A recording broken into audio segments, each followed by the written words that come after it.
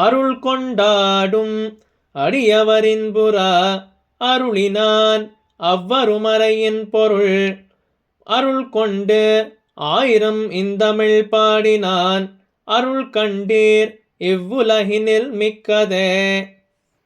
ಪ್ರತಿಪದದ ಅರ್ಥ: ಅರುಳ್ ಕೊಂಡಾಡುಂ, ಭಗವಂತನ ಕೃಪೆಯನ್ನು ಕೊಂಡಾಡುವ. ಅಡಿಯವರ್, ಭಕ್ತರುಗಳು. ಇನ್ಪುರ, ಆನಂದಿಸುವಂತೆ. ಅರುಮರೆಯಿನ್ ಪೊರುಳ್, ಆ ಅಸದೃಶವಾದ ವೇದಗಳ ಅಂತರಾರ್ಥವನ್ನು. ಅರುಳಿನಾನ್, ಕೃಪೆ ಮಾಡಿದವನು. ಅರುಳ್ಕೊಂಡು, ಕನಿಕರದಿಂದ. ಇನ್ ತಮಿಳ್, ಇನಿದಾದ ತಮಿಳಿನಲ್ಲಿ. ಆಯಿರಂ, 1,000 ಪಾಶುರವನ್ನು.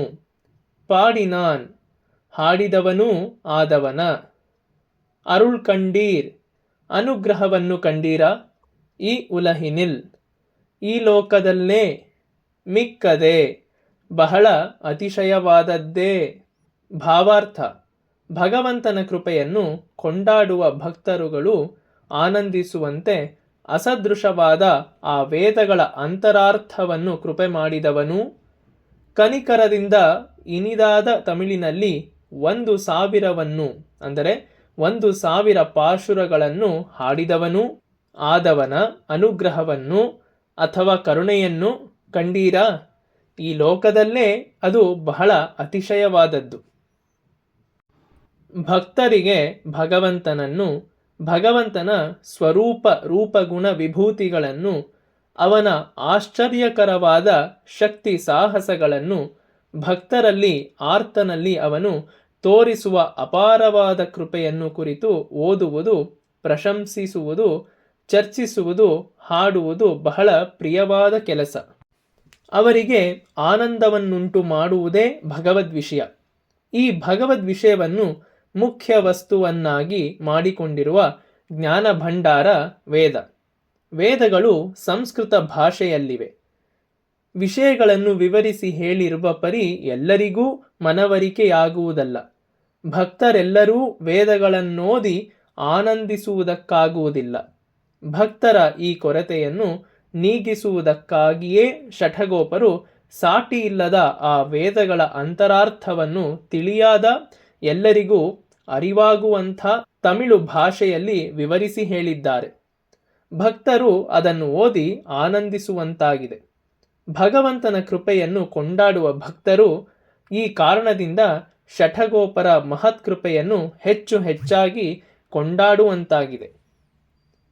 4 ಶಾಖೆ ಮತ್ತು ಅಸಂಖ್ಯಾತವಾದ ಉಪಶಾಖೆಗಳಿಂದ ಕೂಡಿದ ವೇದವನ್ನು ಓದಿ ತಿಳಿದು ಪಾರಂಗತರಾಗಲು ಎಲ್ಲರಿಗೂ ಶಕ್ಯವೂ ಇಲ್ಲ, ಸಾಧ್ಯವೂ ಇಲ್ಲ. ಒಂದೇ ಶಾಖೆಯ ಅಧ್ಯಯನಕ್ಕಾದರೂ 8 ವರ್ಷಗಳು ಶ್ರಮವಹಿಸಿ ಶ್ರದ್ಧಾಭಕ್ತಿಯಿಂದ ಗುರುವಿನ ಅನುಗ್ರಹದಿಂದ ಆಗುವುದೆಂದು ತಿಳಿದವರು ಹೇಳುವರು. ಕವಿಯಾದರೂ ವೇದಗಳಿಂದ ನಿನ್ನ ಬಾಳೆಂಬುದು ನೇತಿ ನೇತಿ ಎಂದು ಹೇಳಿಬಿಟ್ಟಿರುವರು. ಅಸ್ತೀತಿ ಬ್ರಹ್ಮವೇದ ಚೇತ್ ಎಂದರೂ ವೇದಾಧ್ಯಯನ ಸಂಪನ್ನರು. ಆದರೆ ಪ್ರಬಂಧವಾದರೋ ಅವುಗಳ ಸಾರವನ್ನು ಎಲ್ಲರಿಗೂ ತಿಳಿಸಿದೆ. ಆಳ್ವಾರರು ಮಧುರವಾದ ತಮಿಳು ಭಾಷೆಯಲ್ಲಿ 1000ಕ್ಕೂ ಹೆಚ್ಚಿನ ಪಾಶುರಗಳಲ್ಲಿ ಭಗವಂತನ ಸ್ವರೂಪ, ರೂಪ, ಗುಣ, ವಿಭೂತಿಗಳನ್ನೆಲ್ಲ ವಿವರಿಸಿ ಹಾಡಿದ್ದಾರೆ. ಅದನ್ನೆಲ್ಲ ಓದಿ, ಕೇಳಿ, ಹಾಡಿ ಆನಂದಿಸಲು ಎಲ್ಲರಿಗೂ ಅನುಕೂಲವಾಗಿದೆ. ಆಳ್ವಾರರ ಕರುಣೆಯೂ ಅನುಗ್ರಹವೂ ಈ ಲೋಕದಲ್ಲೇ ಬಹಳ ಅತಿಶಯವಾದದ್ದು. மிக்க வேதியர் வேதத்தினுள் பொருள் நிற்க பாடி என் நெஞ்சுள் நிறுத்தினான் தக்கஷேர் ஷடகோபன் என் நம்பிக்க ஆழ்புக்க காதல் ಅಡಿಮೈ ಪಯನಂದ್ರೆ. ಪ್ರತಿಪದದ ಅರ್ಥ: ಮಿಕ್ಕ, ಶ್ರೇಷ್ಠರಾದ. ವೇದಿಯರ್, ವೇದವಿತ್ತುಗಳ. ವೇದತ್ತಿನ್, ವೇದಗಳ. ಉಳ್ಪೊರುಳ್, ಅಂತರಾರ್ಥಗಳನ್ನು. ನಿರ್ಕ, ದೃಢಗೊಳ್ಳುವ ಹಾಗೆ. ಪಾಡಿ, ಹಾಡಿ. ಎನ್ನೆಂಜುಳ್, ನನ್ನ ಮನಸ್ಸಿನಲ್ಲಿ. ನಿರುತ್ತಿನಾನ್, ನಿಲ್ಲಿಸಿದರು. ತಕ್ಕ ಶೀರ್ ತಕ್ಕ ಗುಣೈಶ್ವರ್ಯವುಳ್ಳವರಾದ. ಷಡಗೋಪನ್ ಶಠಗೋಪನೆಂಬ. ಎನ್ನಂಬಿಕ್ ನನ್ನ ಪವಿತ್ರಾತ್ಮರಿಗೆ. ಆಳ್ಪುಕ್ಕ ದಾಸ್ಯಕ್ಕೆ ತಕ್ಕಂಥ. ಕಾದಲ್ ಪ್ರೇಮವು. ಅನ್ರೇ ಆ ಕ್ಷಣವೇ. ಅಡಿಮೈಪ್ಪಯನ್ ಅವರಿಗೆ ದಾಸ್ಯದ ಪ್ರಯತ್ನವಾಯಿತು. ಭಾವಾರ್ಥ: ಶ್ರೇಷ್ಠರಾದ ವೇದವಿತ್ತುಗಳ ವೇದಗಳ ಅಂತರಾರ್ಥವನ್ನು ದೃಢಗೊಳ್ಳುವಂತೆ ಹಾಡಿ ನನ್ನ ಮನಸ್ಸಿನಲ್ಲಿ ನಿಲ್ಲಿಸಿದರು. ತಕ್ಕ ಗುಣೈಶ್ವರ್ಯವುಳ್ಳವರಾದ ಷಠಗೋಪರೆಂಬ ನನ್ನ ಪವಿತ್ರಾತ್ಮರಲ್ಲಿ ದಾಸ್ಯ ಮಾಡತಕ್ಕ ಪ್ರೇಮ ಉಂಟಾದ ಕ್ಷಣದಿಂದಲೇ ಅವರಲ್ಲಿ ದಾಸ್ಯದ ಪ್ರಯತ್ನ ನಡೆಸಿದೆ.